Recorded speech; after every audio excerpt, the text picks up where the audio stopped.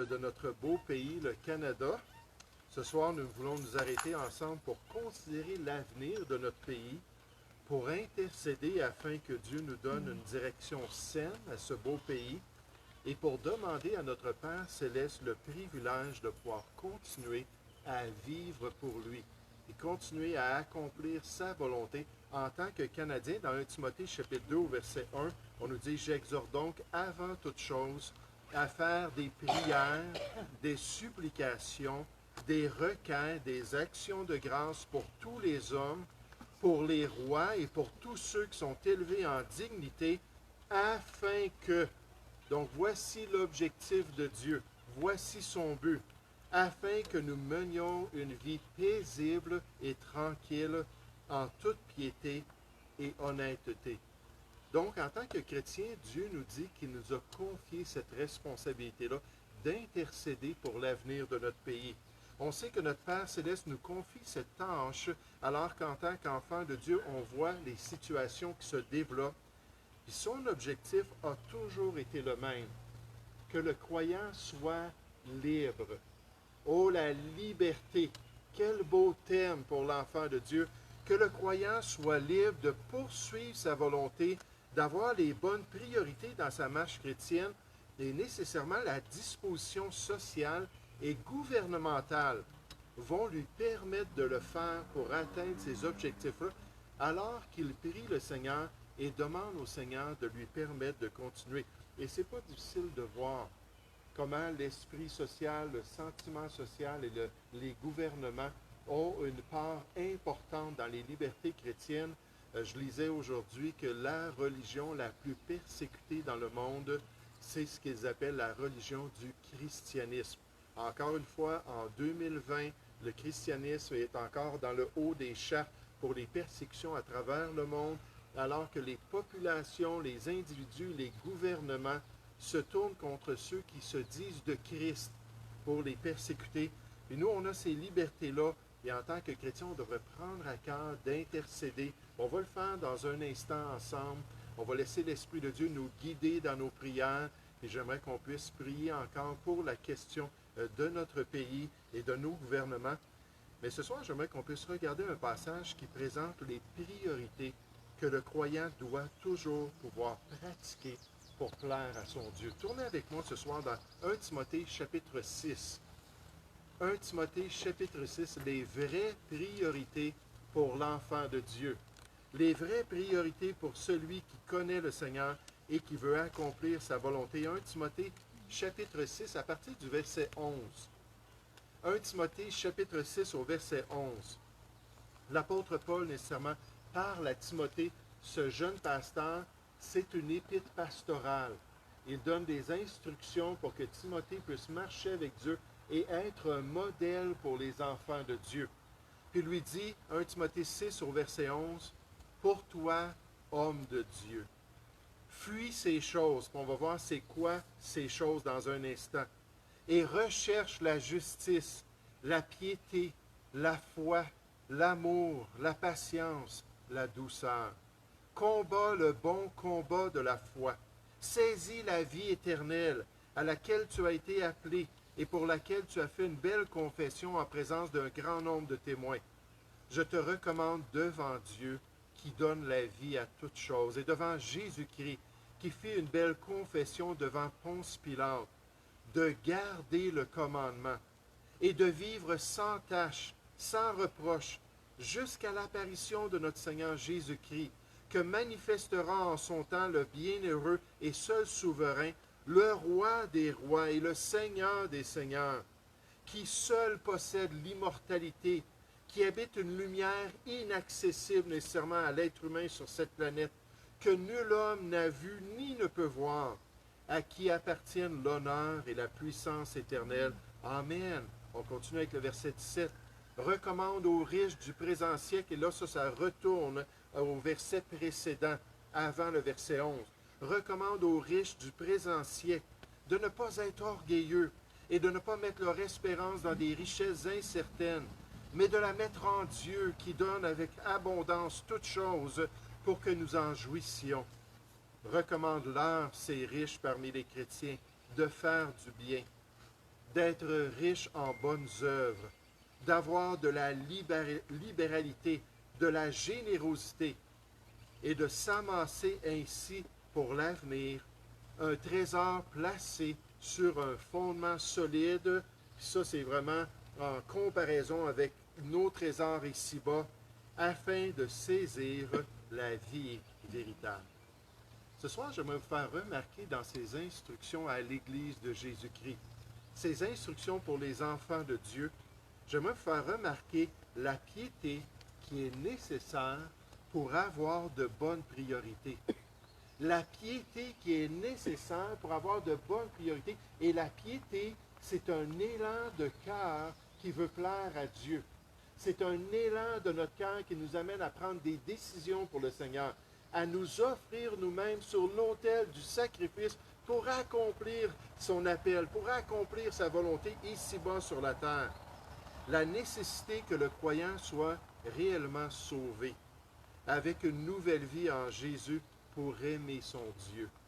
Pas un croyant en nom seulement, un croyant avec l'expérience du salut. Le besoin d'avoir goûté à l'amour de notre Sauveur pour l'aimer à notre tour. Selon ce que Jean dit dans 1 Jean 4, 19, pour nous, nous l'aimons parce qu'il nous a aimés le premier, étant de nouvelles créatures en Jésus-Christ, ayant expérimenté la régénération d'en haut, pouvant maintenant porter des fruits pour notre Dieu. Et c'est pourquoi Paul dit à Timothée au verset 11, il dit, pour toi, homme de Dieu. Pour toi, toi que je cible, toi que j'essaie d'enseigner, toi que j'essaie de guider dans les voies de Dieu, homme de Dieu. Homme de Dieu, c'est-à-dire celui qui possède maintenant un nouveau cœur et un nouvel esprit. Pour toi qui peux maintenant aimer Dieu de tout ton être. Jésus a dit de tout ton cœur, de toute ton âme, de tout ton esprit, de toute ta force dans Matthieu chapitre 22, versets 36 à 38. Ça, c'est le standard de l'amour envers Dieu. Le premier et le plus grand commandement pour l'être humain, pour celui qui connaît le Seigneur, de tout son être, avec un cœur selon le cœur de notre Dieu. Homme de Dieu, femme de Dieu, qui peut avoir les bonnes priorités basées sur cette relation-là avec son Seigneur. Ezra Benson, qui est un chrétien, a dit, « Lorsque nous sommes en mesure de mettre Dieu à la première place dans nos vies, alors tous les autres domaines prennent une place qui est légitime dans nos cœurs. » Je répète, lorsque nous sommes en mesure de mettre Dieu à la première place dans nos vies, à cause qu'on a goûté à son salut, à cause qu'on a maintenant la nature divine, qu'on a expérimenté la régénération, la nouvelle naissance, et qu'on peut le mettre à la première place de nos vies, alors tous les autres domaines prennent une place légitime dans nos vies. Une place subordonnée à cet amour-là pour notre Dieu. C'est lui qui est assis sur le trône de notre cœur. C'est lui qui est sanctifié dans notre homme intérieur. C'est lui qui va pouvoir nous diriger dans toutes nos décisions pour pouvoir le glorifier ici-bas. Pour toi, homme de Dieu. Toi qui aimes le Seigneur et toi qui le connais et toi qui as une relation avec Dieu, comme David qui avait un cœur selon le cœur de Dieu. Pour toi, homme de Dieu, voici ce que le Seigneur s'attend de toi. Voici les priorités que tu dois poursuivre dans ta vie. Oh, j'aimerais qu'on puisse prier que toutes les personnes qui assistent dans les églises qui prêchent l'Évangile puissent devenir des hommes et des femmes de Dieu. Puissent vraiment expérimenter la nouvelle vie. Puissent vraiment avoir cette relation-là qui vont leur permettre d'avoir les bonnes priorités et d'accomplir le plan de Dieu. La Bible nous dit dans Matthieu chapitre 7 que ceux qui disent « Seigneur, Seigneur » verset 21, n'hériteront pas tous le royaume de Dieu, n'entreront pas tous dans le royaume de Dieu. Et c'est pas juste de dire « Moi, je suis un chrétien », c'est pas juste de dire « Je connais Jésus », c'est pas juste de dire « Je vais à l'église ».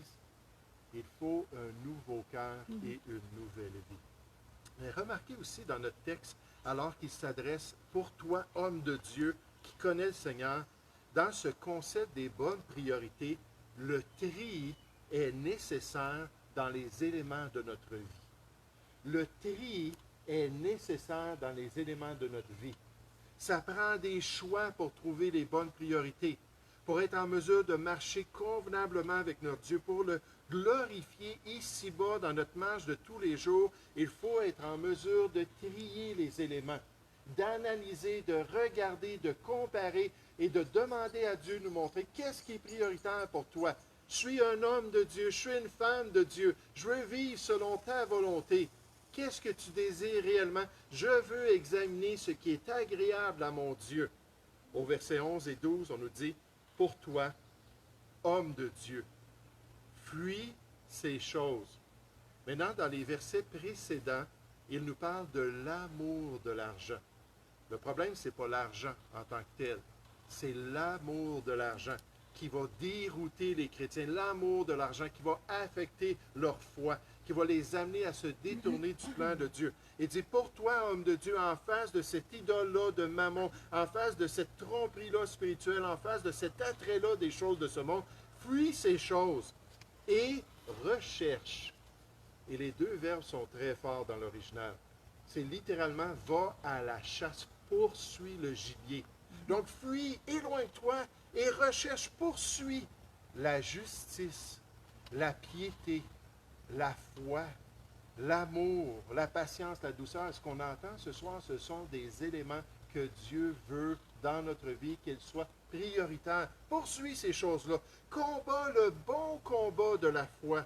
Saisis la vie éternelle que tu possèdes et à laquelle tu as été appelé et pour laquelle tu as fait une belle confession en présence d'un grand nombre de témoins. Voici les priorités que tu dois avoir dans ta vie. Regardez au verset 17. Alors qu'il se tourne vers un groupe de chrétiens qui étaient fortunés dans cette assemblée chrétienne-là. Il dit, recommande aux riches du présent siècle de ne pas être orgueilleux lorsqu'ils arrivent avec leur grosse voiture de luxe, lorsqu'ils ont un gros manteau, lorsqu'ils ont une grosse maison, de ne pas être orgueilleux et de ne pas mettre leur espérance dans des richesses incertaines, mais de la mettre en Dieu, qui donne avec abondance toutes choses. C'est Dieu qui pourvoit, c'est Dieu qui envoie, c'est Dieu qui nous donne toutes choses. La Bible nous dit pour que nous en jouissions. Dieu est généreux, Dieu permet qu'on soit au Canada, gloire à son nom d'être né dans un si beau pays ou d'être venu dans un si beau pays. Il nous donne toutes choses pour que nous en jouissions et dit recommande-leur de faire du bien. Ils ont les moyens, ils ont les capacités de faire du bien, d'être riches en bonnes œuvres, d'avoir de la libéralité, de la générosité et de s'amasser ainsi pour l'avenir un trésor placé sur un fondement solide afin de saisir la vie véritable. Jésus a dit dans Matthieu 6 au verset 19, « Ne vous amassez pas des trésors ici-bas. » Il n'y a pas de problème à avoir des trésors, mais il faut que ça soit juste amassé et que vous ne les utilisez pas. Puis comme ça dit dans Jacques chapitre 2, que votre trésor est en train de rouiller parce que vous ne faites rien avec. Il dit, ne vous amassez pas des trésors ici-bas, plutôt faites du bien avec vos trésors et vous aurez des trésors dans la gloire et auprès de votre Père céleste. Frères et sœurs, il faut trier les éléments de notre vie pour avoir les bonnes priorités. Fuis ceci et poursuis cela. Il faut être prêt à analyser ce qui est important dans notre quotidien pour atteindre les objectifs divins.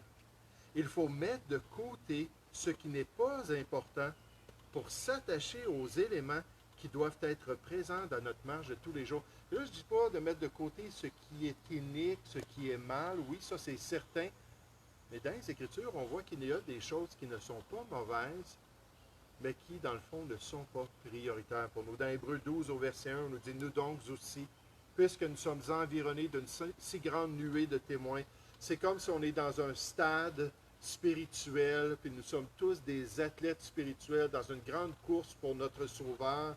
Là, il est là à la ligne d'arrivée, puis là, la couronne de récompense, puis il nous dit, gardez les regards sur moi, jusqu'à ce que vous traversiez la ligne d'arrivée.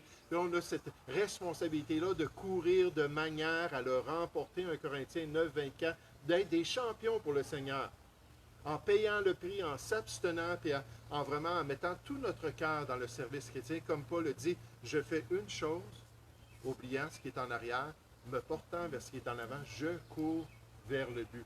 Pour remporter le prix de la vocation céleste de Dieu en Jésus-Christ, Philippiens chapitre 3, verset 14.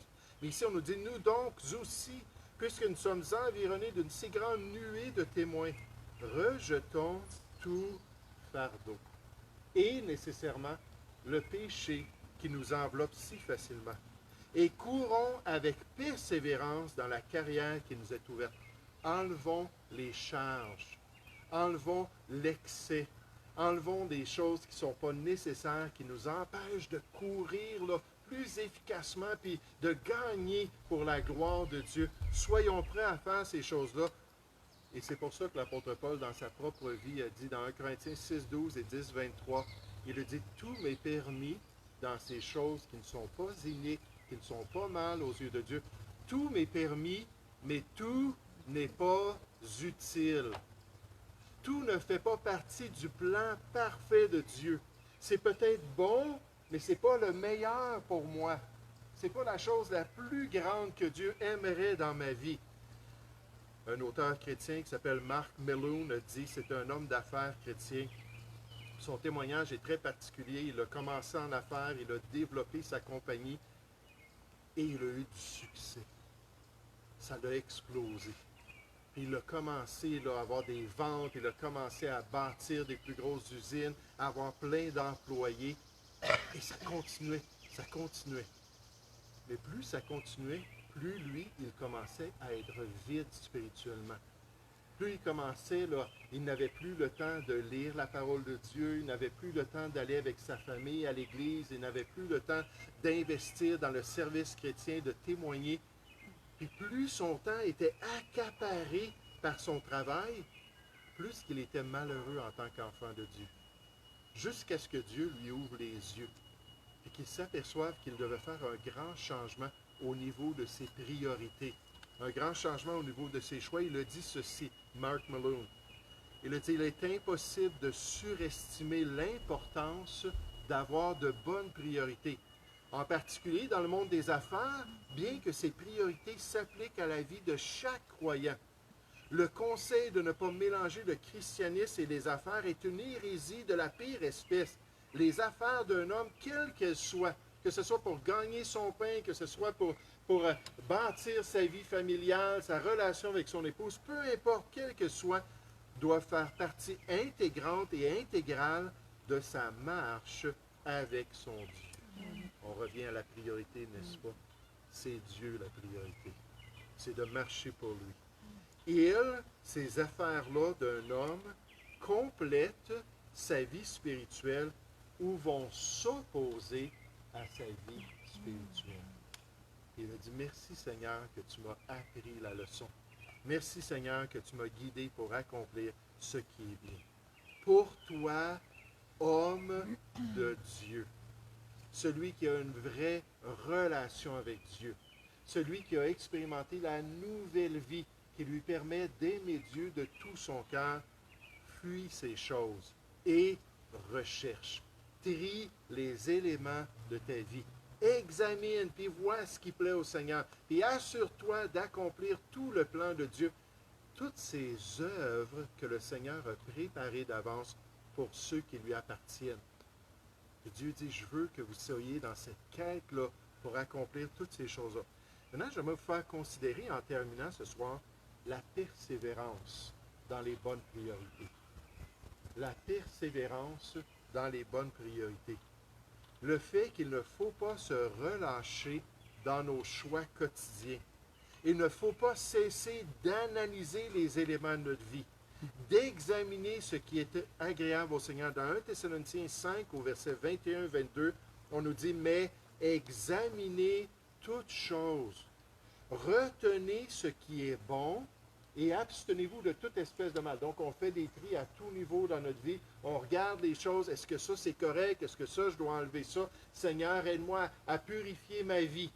Aide-moi à m'assurer d'avoir les meilleurs éléments dans ma vie. Ce que j'aime bien, c'est que tous les verbes examiner, retenez et abstenez sont à l'impératif présent. Et l'impératif présent, c'est l'impératif du grec qui est continuel. C'est un commandement que je te donne pour la vie. Ça doit être ton style de vie pour le restant de ta marche chrétienne. Continuez, ne vous relâchez pas, persévérez toute votre vie. Et c'est le même message qu'on voit ici dans notre exhortation, dans notre texte principal. Regardez au verset 13, toujours dans 1 Timothée chapitre 6. Paul dit, je te recommande devant Dieu, qui donne la vie à toutes choses, et devant Jésus-Christ, qui fit une belle confession devant Ponce Pilate, de garder le commandement et de vivre sans tache, sans reproche, jusqu'à l'apparition de notre Seigneur Jésus-Christ. L'apparition de notre Seigneur Jésus-Christ, ça vient quand dans la vie d'un individu? Au commencement, au milieu ou à la fin de sa vie? À la fin de sa vie. Donc, il dit jusqu'à la ligne d'arrivée, jusqu'à ce que tu le vois, jusqu'à ce que le souffle de vie quitte ton corps, jusqu'à ce que l'enlèvement t'amène dans la gloire. Il dit, vis sans tâche, garde le commandement, vis sans tâche, sans reproche, jusqu'à l'apparition de notre Seigneur Jésus-Christ, que manifestera en son temps le bienheureux et le seul souverain, le roi des rois et le Seigneur des seigneurs, qui seul possède l'immortalité, qui habite une lumière inaccessible, que nul homme n'a vu ni ne peut voir, à qui appartiennent l'honneur et la puissance éternelle. Amen. Continue jusqu'à la fin. Et frères et sœurs, sa grâce est suffisante pour notre persévérance. Ce qu'il commande, il nous donne toujours la force pour l'accomplir.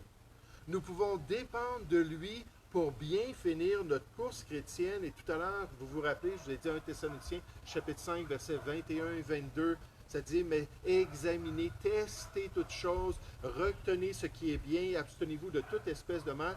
Maintenant, les versets 23 et 24 nous disent, que le Dieu de paix vous sanctifie lui-même tout entier, et que tout votre être, l'esprit, l'âme et le corps, soient conservés irrépréhensibles ou irréprochables lors de l'avènement de notre Seigneur Jésus-Christ, comme il le dit tout à l'heure, que tu puisses continuer à combattre le bon combat, que tu puisses continuer à poursuivre les bonnes priorités jusqu'à ce que Jésus vienne. Tout le restant de ta vie, on nous promet, celui qui vous a appelé est fidèle et c'est lui qui le fera. C'est lui qui va vous donner la victoire. C'est lui qui va vous soutenir jusqu'au bout, qui va vous permettre d'accomplir le plan de Dieu. Le pasteur Worsby nous dit, rien ne paralyse notre vie comme l'attitude que les choses ne peuvent jamais changer. Nous devons nous rappeler que Dieu peut changer les choses. On a des difficultés, on lutte, peut-être qu'on boite spirituellement, peut-être qu'on revient dans des péchés habituels, on a certaines tendances avec lesquelles on lutte. Et nous devons nous rappeler que Dieu peut changer les choses. Notre perspective détermine le résultat. Comment est-ce qu'on voit les choses? Est-ce qu'on marche par la foi? Ma grâce te suffit. Je serai toujours là, je ne t'abandonnerai point. Je ne te délaisserai point. Je serai avec vous tous les jours jusqu'à la fin du monde. Si on garde cette perspective-là, on peut progresser, persévérer et accomplir le plan de Dieu. Il dit, si nous ne voyons que les problèmes, nous serons vaincus.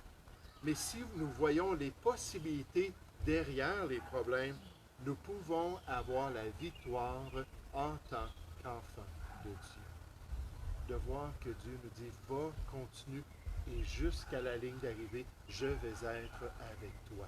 Je vais te soutenir, je vais te donner la grâce. Charles Spurgeon, le grand prédicateur, le prince des prédicateurs du 19e siècle en Angleterre, lorsque Dieu a commencé à travailler dans son cœur pour qu'il devienne pasteur, il a commencé à partager ça avec les gens. Il y a des gens qui ont dit, wow, Charles, lui, dans le ministère, il est tellement immature, il est tellement instable, jamais est-ce qu'il va réussir, jamais est-ce qu'il va persévérer, jamais est-ce qu'il va continuer. Puis lorsque Dieu l'a amené à cette soumission-là, il a fait une prière. Puis il a dit, oh, Dieu grand et insondable, c'est Charles Spurgeon qui a dit cela, qui connaît mon cœur. Toi, tu connais comment je suis un homme irrésolu. Toi, tu sais comment je suis instable, comment est-ce que j'ai des grandes faiblesses. Et tu testes toutes mes voies avec une humble dépendance de ton soutien. du soutien de ton Saint-Esprit, je m'abandonne maintenant à toi. Comme mon propre sacrifice raisonnable, je viens à toi. Je serai pour toujours sans réserve, perpétuellement à toi.